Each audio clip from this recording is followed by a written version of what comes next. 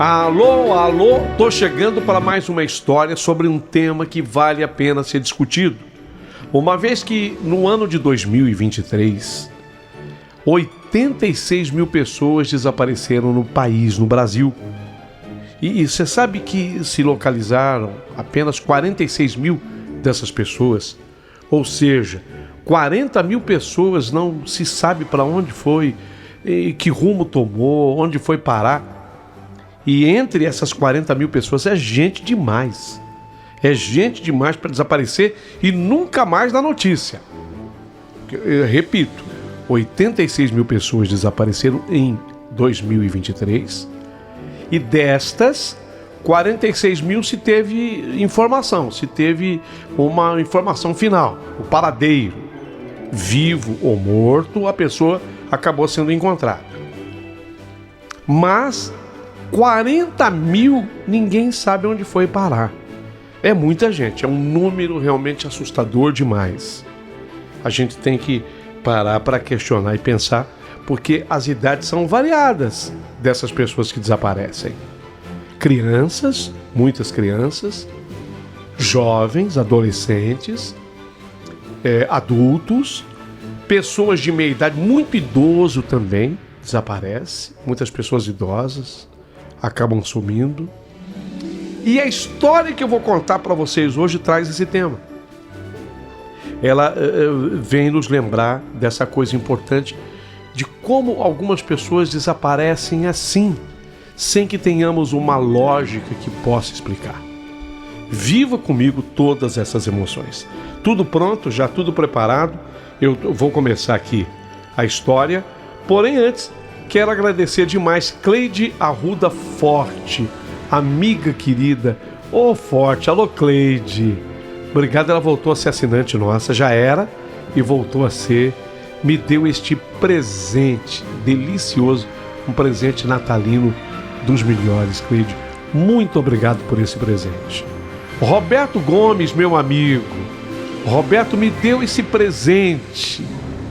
Obrigado, meu amigo. Que presente especial, Roberto Gomes. Ele não era assinante, ele é agora. Virou assinante. Roberto Gomes, muito obrigado. Patrícia também não era assinante, virou, é nossa assinante agora. Faz 2 dias. Patrícia, muito obrigado por esse presente, minha amiga. Marisa Carvalho virou assinante também há 2 dias. Muito obrigado, Marisa Carvalho. Um beijo para você, agradeço demais. Quando quem passa aqui por mim é a Luna, nossa cachorrinha querida, acompanhada da Miss Lane, essa secretária amada aqui de casa. Alô, alô, Lucivana Evangelista, voltou a ser a nossa assinante. A Luciana Vânia voltou há 3 dias, né, Lucivânia? Um beijo, meu amor, obrigado por tudo. Adriana Xavier virou nossa assinante faz 4 dias. Muito obrigado, Adriana. Lu, é L-U, 2 U's e H no final para ficar bem forte. Lu, ela voltou a ser assinante, obrigado. Josiane Castro voltou a ser assinante. Sabrina Novaes virou nossa assinante. Gente, eu estou muito satisfeito. Muito obrigado a vocês. Ô Paulinho, eu quero te dar esse presente de Natal. Eu quero ser assinante do seu canal. Como é que eu faço? Abaixo do vídeo, toda a orientação, toda a instrução para que você seja nossa assinante. Seja bem-vinda, seja bem-vindo. Me dá esse carinho, me dá esse presente, viu? Vai ser uma honra muito grande te receber. Isso posto, então eu digo a você, prepare o seu coração para as coisas que eu vou contar. Porque a história da Maria Esther Gomes, aqui no nosso canal, acabou de começar. Rádio Emoção, Paulinho Boa Pessoa. A verdade de cada um.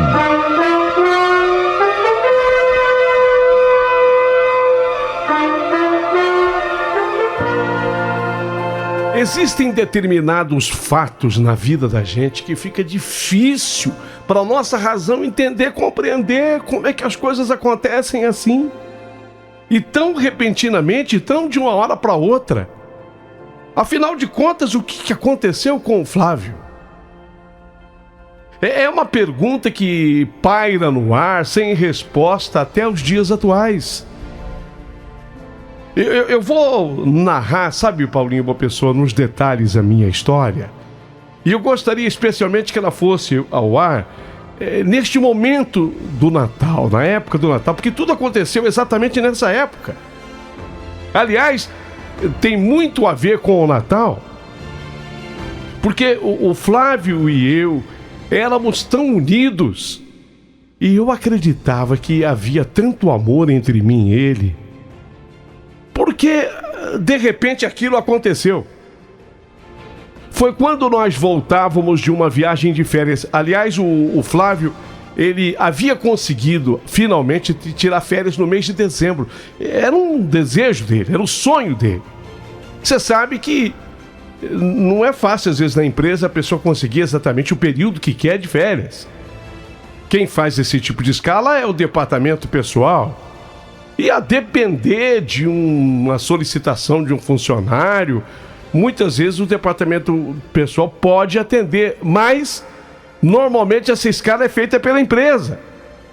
Na empresa do Flávio não era diferente das demais, não. Então, ele, naquele momento, ele fez exatamente isso. Ele comemorou que a escala de férias dele caiu no mês de dezembro. Meu marido, Flávio. Nós já tínhamos feito planos para uma viagem para as nossas próximas aventuras. Nós adorávamos essas aventuras em viagem.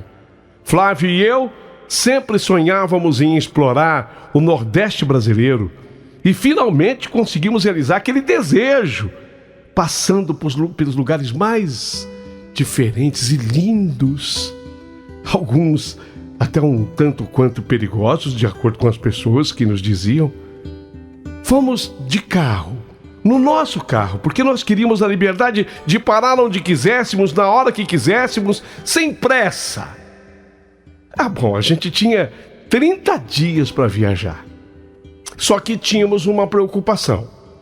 Nós saímos no 1º de dezembro e quando desse por dia 23, 22, voltaríamos porque nós queríamos passar o Natal em família. Era uma tradição. Bom, mas tínhamos esses dias todos para curtir.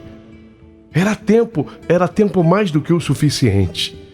E saímos pelos lugares mais lindos desse país. Rodamos por várias cidades, vilarejos do Nordeste, onde as praias sempre eram um convite à felicidade. Paulinho, você não imagina a alegria que é a gente poder curtir essas praias, esses lugares maravilhosos, lindos, espetaculares, sabe? Eu e o Flávio, nós curtimos demais esses lugares lindos e tão bonitos desse Nordeste afora. Era exatamente assim que nós estávamos curtindo aquela viagem de férias. Que viagem maravilhosa, espetacular! E aí, deu o dia 22 de dezembro, nós começamos o caminho de volta. Eu até me arrependia, sabe? De ter fechado com a família aquela coisa do retorno, porque nós queríamos ter ficado um pouco mais. E voltamos. No dia 22 começamos a viagem do retorno. Paulinho, é sobre esse retorno que reside toda a minha história, sabe? É sobre ele que eu quero falar e quero detalhar para que todos que estão acompanhando possam me entender. Vou entrar nesse assunto. 22 dias passamos mergulhados nessa experiência maravilhosa. Cada amanhecer trazia novas descobertas. cada entardecer momentos de pura contemplação. Não que as férias estivessem acabando, porque nós tínhamos o mês de dezembro inteiro, mas queríamos passar o Natal em família. E começamos a nossa viagem de volta. Estávamos tranquilos.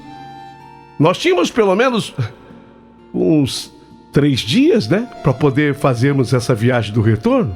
Então não tinha pressa. À medida que deixávamos a Bahia para trás, o céu se tingia de laranja e rosa, para dar um colorido mais especial.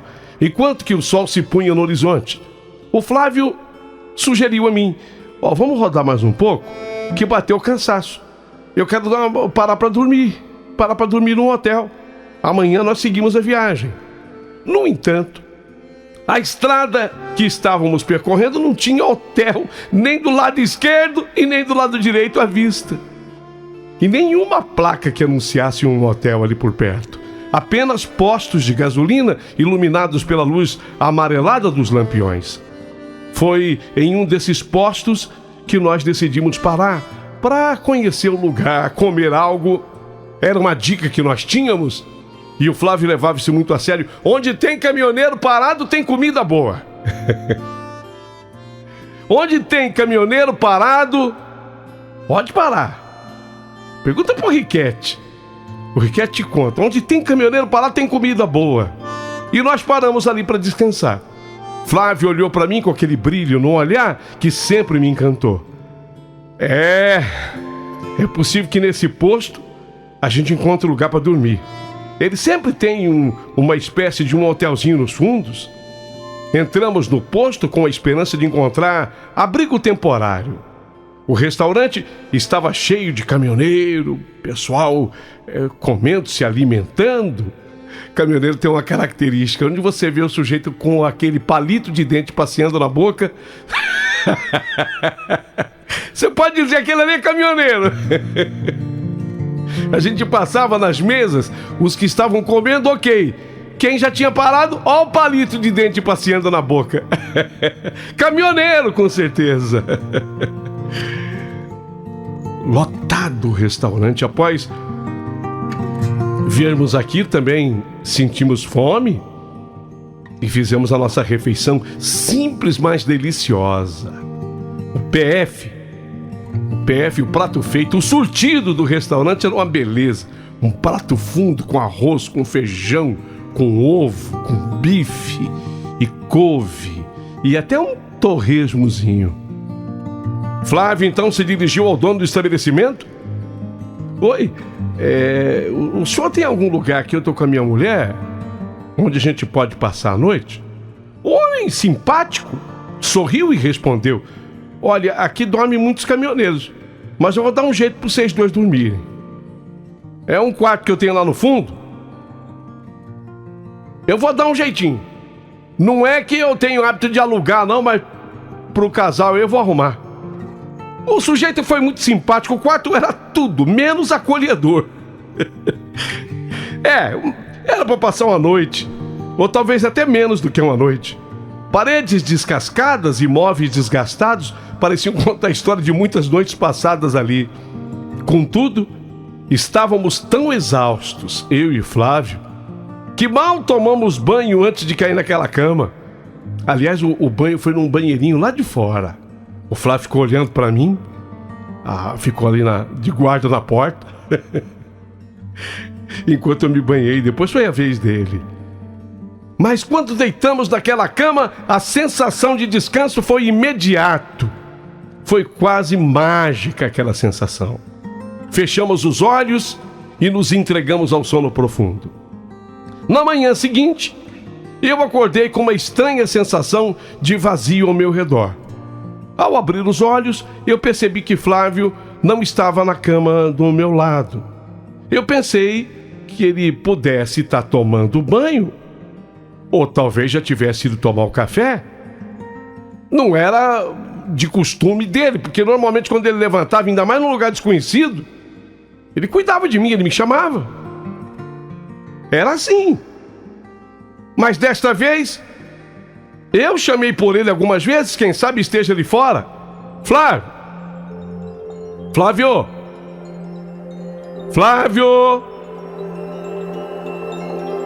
Flávio! Flávio! O silêncio respondeu à minha inquietação.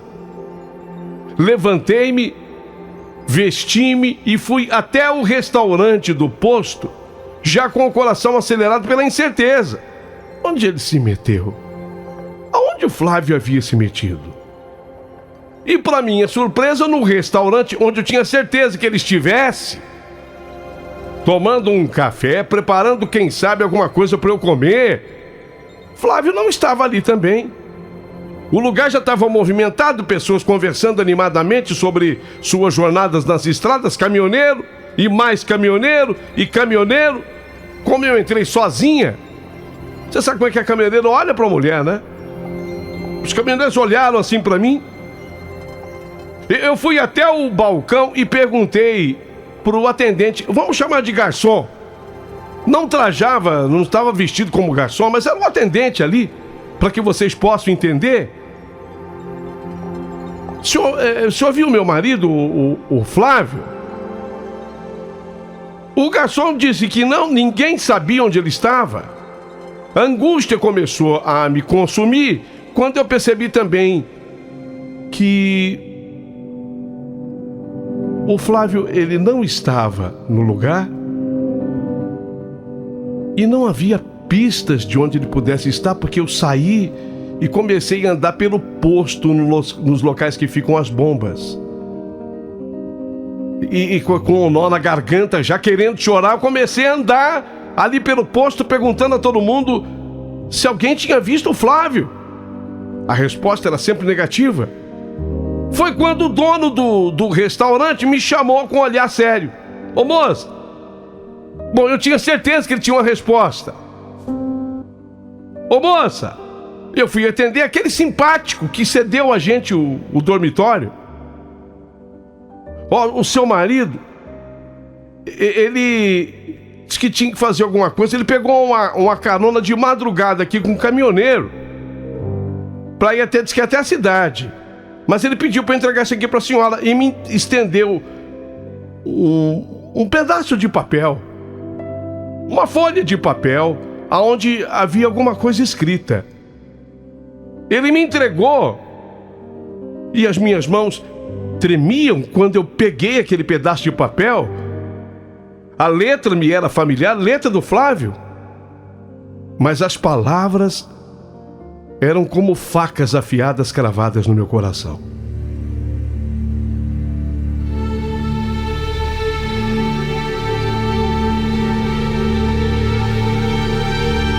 Sinto muito partir assim sem avisar. Preciso fazer algo muito importante. Algo que eu não posso falar para você agora. Mas pode confiar em mim. Volto assim que eu puder. A chave do carro está debaixo do meu travesseiro. Vai para casa. Te encontro lá. Te amo, Flávio.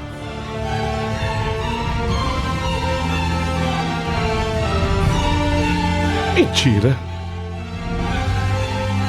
Foi a minha primeira reação. Isso é mentira, não é possível. O que é isso? Mas a letra era dele, o dono do restaurante.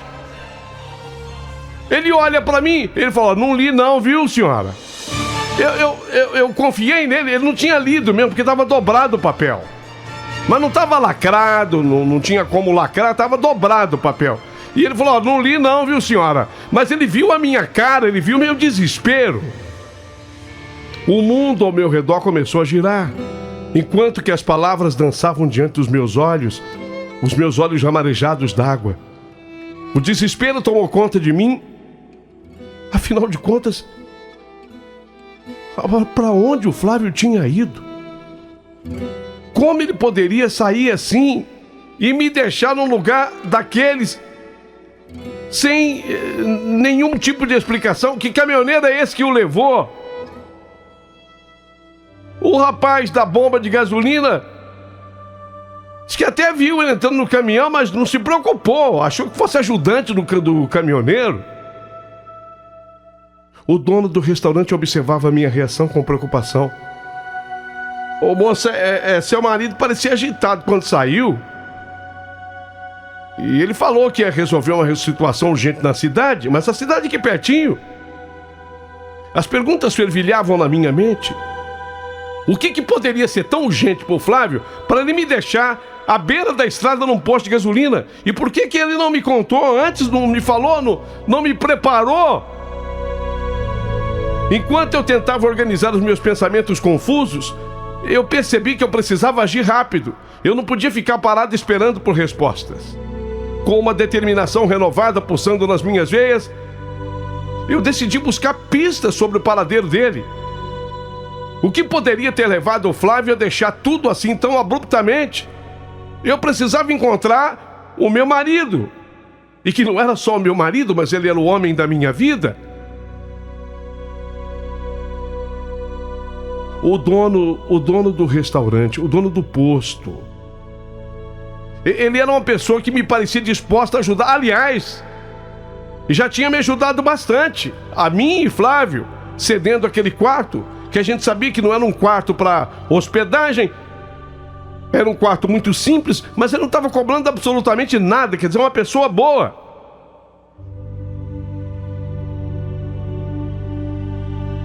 Só deixou aquele papel dobrado, sem nenhum tipo de grampo, alguma coisa que pudesse proteger a sua mensagem.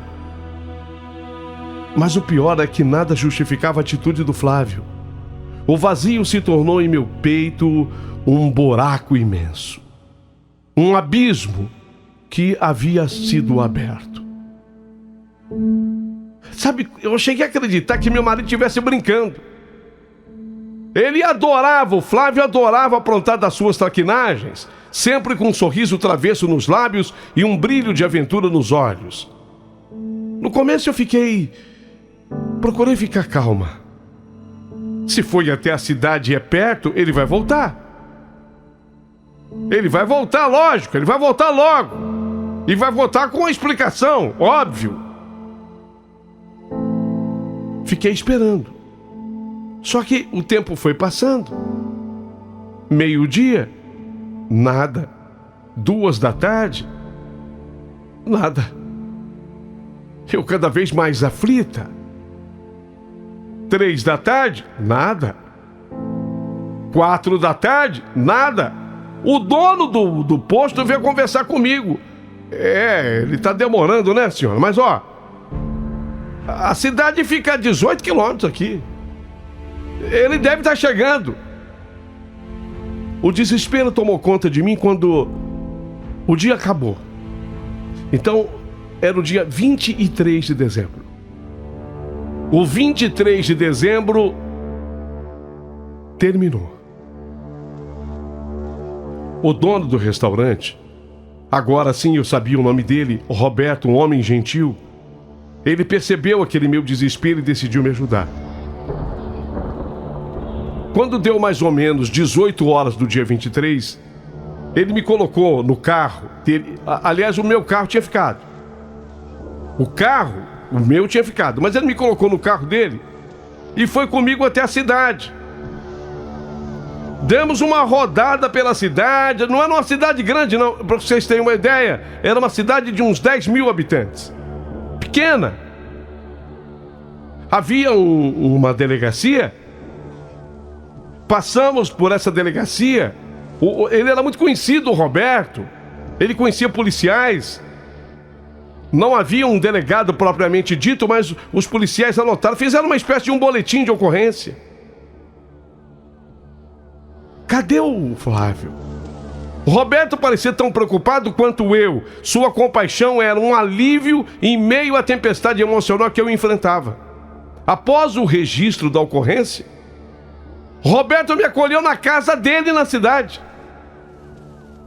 onde ele morava com a esposa dele, filhos. Ele me levou. Dona Ângela, a mulher dele, me ofereceu um chá, me envolveu num cobertor, porque eu estava com frio, apesar de ser dezembro. Eu tava com frio, mas eu acho que era um frio de medo, sabe? Tava assim um dia chuvoso. Tava um dia chuvoso, um dia úmido. Mas eu tava com frio, mas eu acho que era um frio do medo. Ninguém sentia frio. Eu só.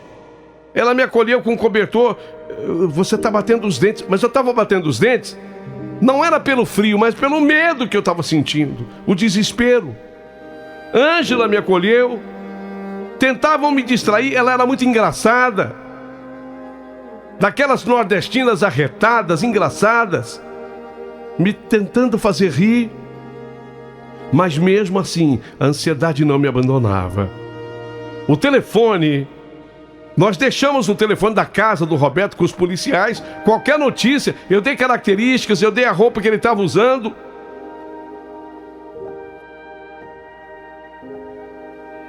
Qualquer característica, qualquer homem naquele jeito, daquela altura, seríamos comunicados.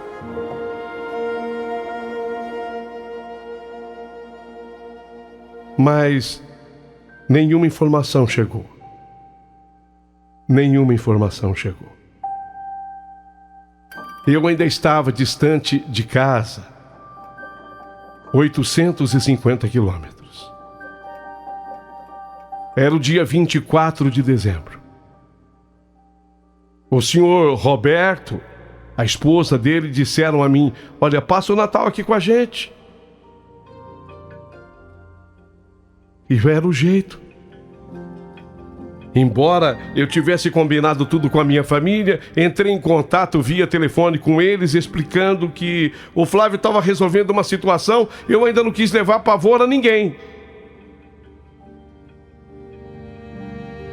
E eu passei um Natal diferente. Eu passei um Natal com gente estranha, mas que soube me acolher com amor e com bondade. Passei o Natal com o Roberto e a esposa dele, uma simpatia de pessoa, que acabou dando ali todo o clima que ela podia. Uma nordestina dessas arretadas, sabe? Que realmente me deu toda a condição para eu sorrir e levantar o meu astral. Dona Ângela, um verdadeiro anjo, para combinar com o nome. Ali eu passei a noite de Natal. Um Natal diferente. Um Natal distante da minha família e um Natal distante do homem com quem eu escolhi ela para casar, o Flávio. No dia 25, após o almoço, eu resolvi partir. Seu Roberto fez um mapa demonstrando, naquele tempo nós não tínhamos isso tudo que tem hoje, o GPS, não havia esse tipo de facilidade. Quem dirigia sempre era o Flávio. Ele encheu o tanque do meu carro, não quis cobrar absolutamente nada, embora eu até tivesse dinheiro. Fez um mapa para mim, me ensinou, vai devagar. Se a senhora quiser, eu espero um caminhoneiro aqui que tem um ajudante, pode ir com a senhora. Não! Eu queria ir embora. Afinal de contas, eu precisava ir embora. A dona Ângela, o seu Roberto, acalmavam o meu espírito atormentado. Eu fui embora.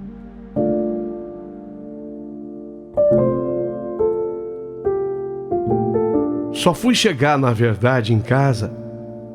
Já era dia 26 por volta de 2 horas da madrugada. Mas a minha família inteira estava me esperando. Minha mãe, meu pai, irmãos, tios, parentes do Flávio. Ninguém sabia nada, ele não tinha feito contato com ninguém. Ninguém conseguia entender por que o Flávio havia sumido daquela forma e de uma maneira tão abrupta, uma coisa inexplicável. Não tinha lógica. Para quem eu falasse, não tinha lógica. O que houve? Houve briga? Todo mundo pesquisava a mesma coisa. Vocês brigaram? Qual foi a discussão? O que ele te falou? O que ele disse? Aí eu comecei a me lembrar que as únicas coisas que ele falava eram sempre da estrada. Que aquela estrada que ele estava fazendo era o caminho mais curto para casa, que nós iríamos passar por tal cidade, tal cidade, tal cidade, tal cidade, tal cidade, e chegaríamos. Sabe, eu comecei a entender que talvez fosse uma preparação. Mas isso era tudo o que havia acontecido. Foi a entrada de um ano novo, difícil, muito difícil aquela, e durante os dias que se seguiram, a busca por Flávio tornou-se uma obsessão coletiva. Meu pai e meu irmão mobilizaram todos os recursos disponíveis na tentativa de encontrar o Flávio. Eles se tornaram então detetives amadores. Meu irmão, especialmente, tem amigo investigador da polícia. Nós comunicamos, ele comunicou investigadores, que se comunicou com outros estados. Semanas se passaram sem resposta. Semanas que se tornaram meses. A família do Flávio estava quase em colapso emocional, porque ninguém sabia onde ele andava. O que fez o Flávio tomar aquela atitude? A minha vida virou do avesso. Eu não conseguia me concentrar mais em nada além da espera agonizante ao lado de um telefone. As horas se arrastavam como dias inteiros. Cada toque do aparelho fazia meu coração disparar na esperança de que fosse uma boa notícia. Mas nada. Nada. Entramos janeiro. Nada. Alguém incentivou que eu contratasse, por exemplo, um detetive, mas procurar onde? Ele voltou lá, esse detetive, na cidade onde eu estive com o seu Roberto, a cidade do seu Roberto. Seu Roberto deu até hospedagem para esse rapaz. Gastei um dinheiro bom com ele, mas nada. O caminhoneiro que deu carona, quem é? Ninguém sabia. E assim o tempo foi passando. O que aconteceu naquele Natal? De repente veio outro Natal. E mais absolutamente nada de informação. Nenhuma pista. Nenhuma pista. E o difícil é exatamente você conviver com a falta de informação e a falta de lógica e de explicação para tudo isso. O que aconteceu com o Flávio? Mais de um ano. E veio o segundo ano. E veio o terceiro ano. E após o terceiro ano, a família do próprio Flávio já havia desistido de qualquer busca. Nenhuma informação, nenhum sentido, eu ainda teimava, aguardando pela volta dele. E assim, eu fiquei com a minha vida paralisada, esperando por um homem 5 anos. 5 anos. E só depois disso, depois de passar por tantos tratamentos, foi que eu comecei a me dar a oportunidade de sair, de conhecer outras pessoas. E a única esperança que restava era espiritual. Quem sabe uma vidente, alguém nesse sentido. Chegou lá na minha cidade uns ciganos, um grupo grande. Eu fui numa cigana. Eu fui até conduzida a esse povo cigano por uma prima minha. Essa cigana, ela, através das cartas, que eu cortei pelo menos umas 3 vezes, ela me disse algo que, sinceramente, Eu acho que eu mesmo não quis acreditar que o Flávio, meu marido, já não fazia mais parte desse plano. Como assim? Ele enlouqueceu, ele passou por um problema psíquico na época. Ele sai já enlouquecido de lá. E passado um mês depois disso tudo, ele tirou a própria vida dele, se jogando de cima de uma ponte num rio grande que conduziu seu corpo para longe. Saí da cigana, a minha prima tendo a certeza de que eu tinha uma resposta agora. Mas eu olhei para minha prima e falei, não é possível, não tem lógica no que ela falou, não tem explicação. Enlouquecer, sair e morrer, decidir-se pela própria morte. Eu ainda esperava por ele. Não satisfeita com isso, certa vez me falaram de um senhor que também tinha o dom da vidência. E esse senhor veio com uma outra história, de que o Flávio, ele havia conhecido uma outra mulher. Essa outra mulher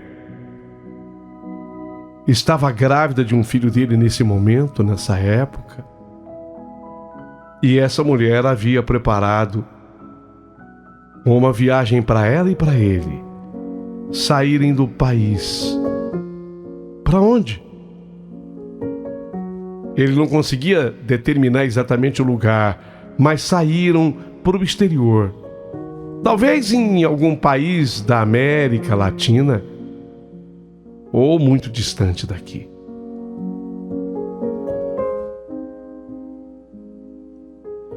A verdade é que eu jamais obtive qualquer tipo de resposta. O Flávio desapareceu. Sumiu. As únicas explicações são as espirituais. A cigana dando conta do fim, e um fim trágico para ele. O senhor dando conta de um outro amor, uma mulher com quem ele fugira. E eu fiquei paralisada 7 anos da minha vida. Foi um ciclo de 7 anos.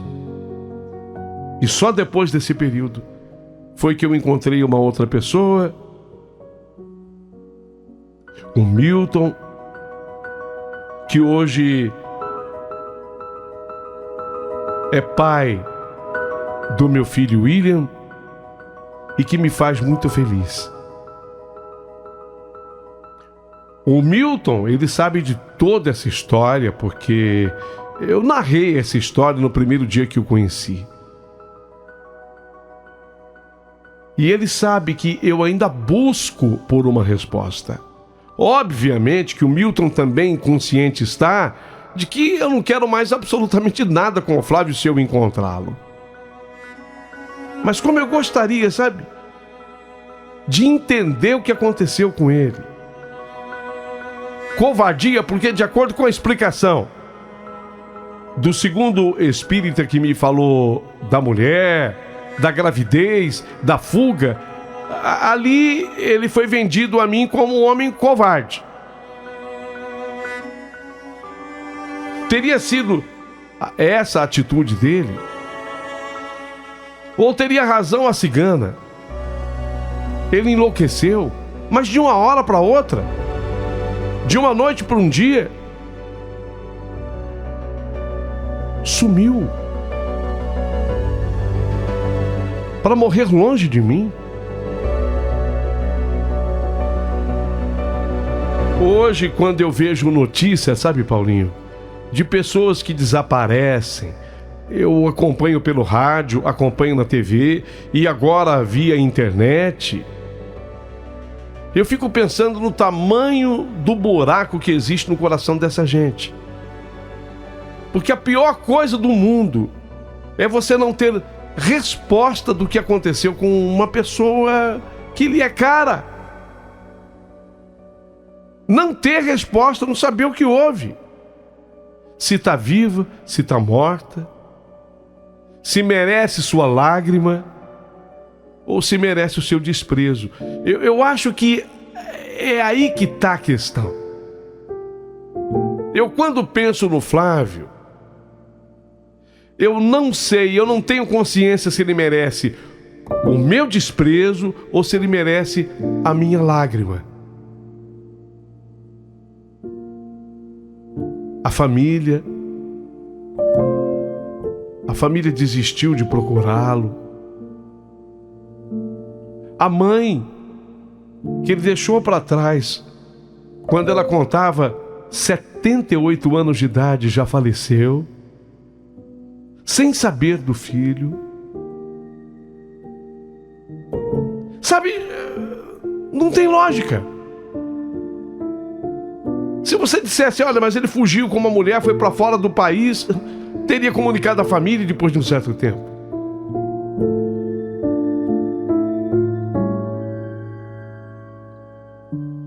O que aconteceu? Era quase Natal. Era dia 22 de dezembro. Quando nós voltávamos numa viagem tranquila, cheio de planos para passarmos o Natal em família, e de repente ele desapareceu. Como se fosse uma pedra de gelo que você esquece fora da geladeira. E quando você vai procurar pela pedra de gelo, derreteu, sumiu, acabou.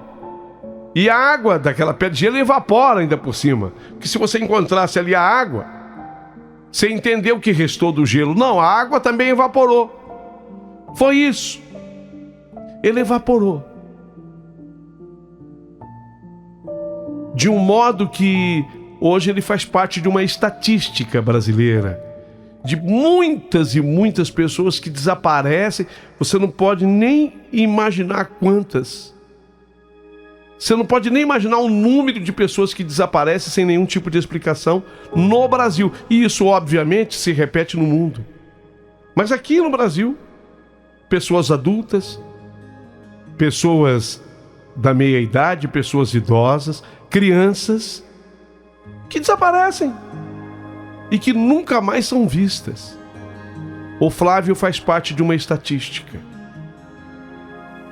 E apesar de eu ter resolvido a minha vida, ficou sim, e o Milton sabe, o meu marido Milton sabe, ficou em mim um buraco para eu poder preencher com alguma resposta.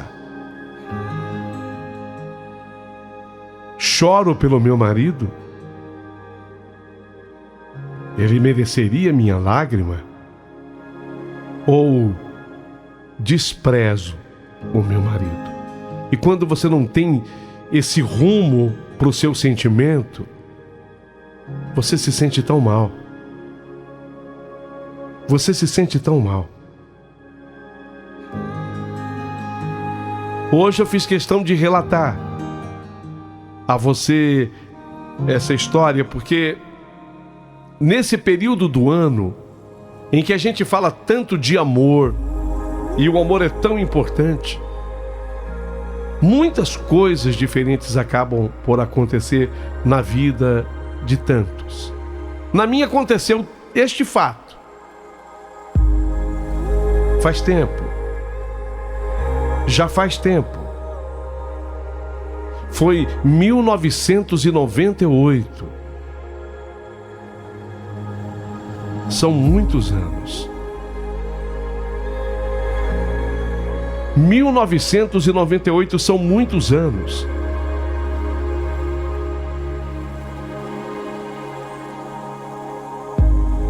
Eu nunca mais tive qualquer tipo de informação e nem de resposta. Quem sabe através do seu programa no rádio, através do seu canal no YouTube, alguém possa me dar uma pista, uma resposta.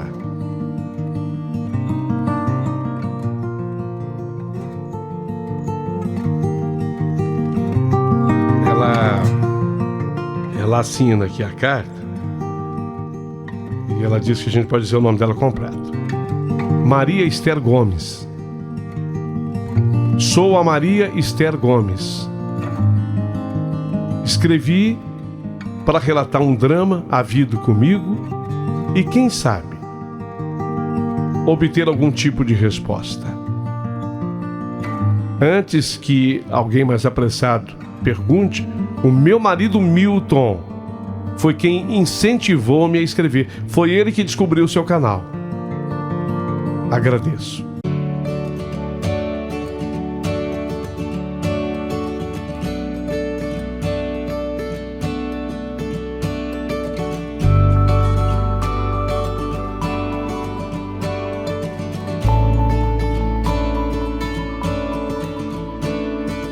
I was not your family, I was a stranger to you once, but you treated me like we had the same blood.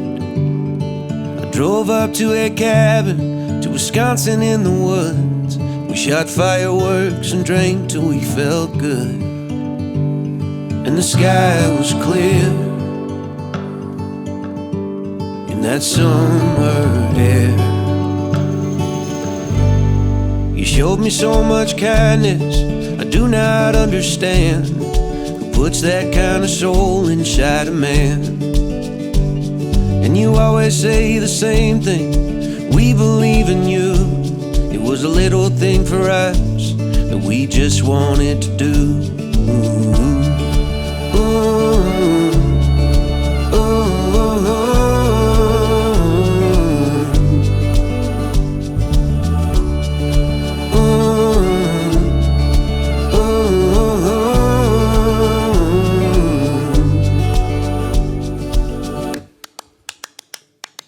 The night I met your family, the night I met your friends, there were plates of buttered shrimp and hungry hands. And as the fireworks were dying, the whiskey shots were flying, at 2 a.m. something's cooking in the oven. The sun is rising in the eastern sky. You showed me so much kindness, I do not understand puts that kind of soul inside a man. And you always say the same thing, we believe in you. It was a little thing for us that we just wanted to do.